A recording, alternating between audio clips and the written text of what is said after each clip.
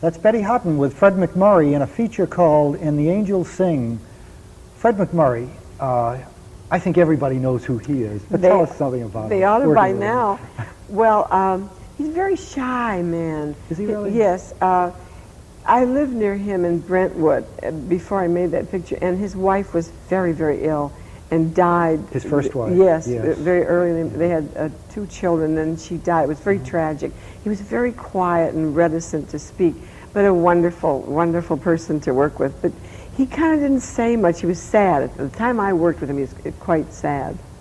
He remarried. He remarried June Haver. He's had a wonderful marriage and a happy life, because we were all pulling for him to pull out of that, and it took her to come along, you know. Isn't that wonderful?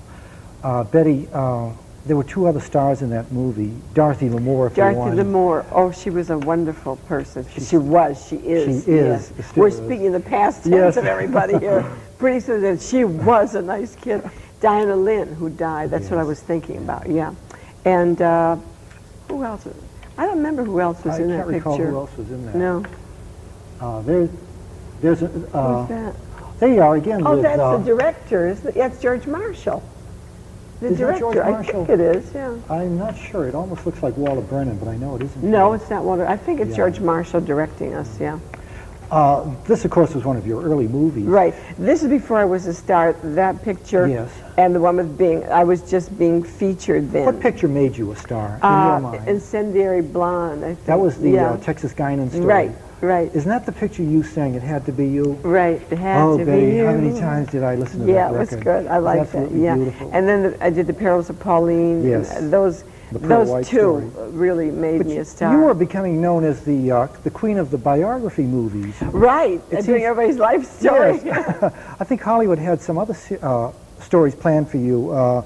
Clara Bow, Sophie Tucker, Mabel Normand. Yes, well, see, what happened was with the advent of television, and Buddy DeSilva, who brought me there, had a heart attack. No one else knew what to do with me. And if I hadn't gotten Annie at that time, Annie Get Your Gun, and The Greatest Show on Earth with Cecil B. DeMille, those were outside of Paramount, I would probably have gone sooner because, well, I left my contract because they didn't have any good scripts for me.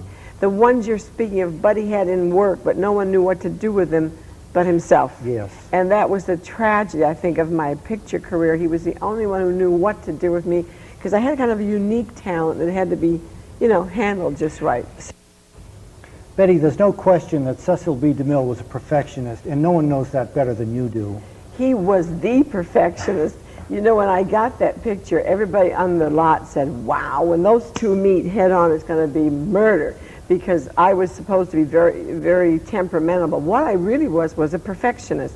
So was DeMille. We got along like 2 peas in a pod, because he was such a marvelous director, and almost everything he wanted to win an award. He'd never won the Academy Award, and because he'd always done his pictures kind of corny, but very commercial. So he said to me, Betty, what do you think I should do, to get this critics acclaim? I said, well, I think, and they always say you do corny movies, but he makes millions with them, as you know. I said, the circus is corny. So, you don't have to sweat it, just cool, And he got the Academy Award. He sent me a 10-page telegram when he got that award. I was very, very proud of that. Yeah. Cecil B. DeMille, it's been said about, not about Cecil B. DeMille, but about Betty Hutton, that she wanted that role so badly. Yes. She sent a spray of flowers, an enormous spray of flowers. It was as big as a studio. Was it really? But when I didn't know which part, he wouldn't tell me which part was Holly and the other part, which was the star of the piece. And after I had my interview with him, I ran to the florist, and I had this big circus ring made, and I had an elephant, not a real one, put in, and a trapeze, and a blonde doll on each. And I merely said, dear Mr. DeMille, my future rests in your hands. Which shall it be? And so he said, she's a showman. I'm going to give her the lead. So I got the picture. And you got the lead. Yeah. Oh, that is a great story. He was a great man, yeah.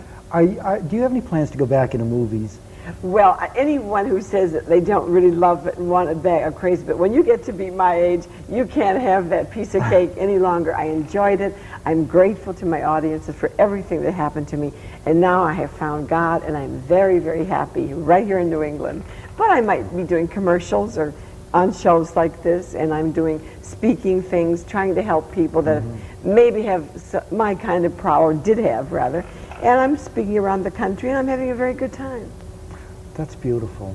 Thank you. You are a person without ego. I really have to say that. Oh, I have thank never you, met Guy. another person like you.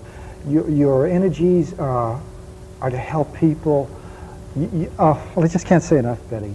Thank you very This has much, been a marvelous Guy. experience Well, for all of this us is a here. blessed station. I really appreciate being here. God bless you. Well, thank you so very much. I think Thank you. everyone from Pat Robertson down would love to hear that. Thank you And very I will much. personally relay that to him. Okay, Guy. Thank you so much for this wonderful Betty, interview. We're going to break now, but we're coming back in just a Okay. moment.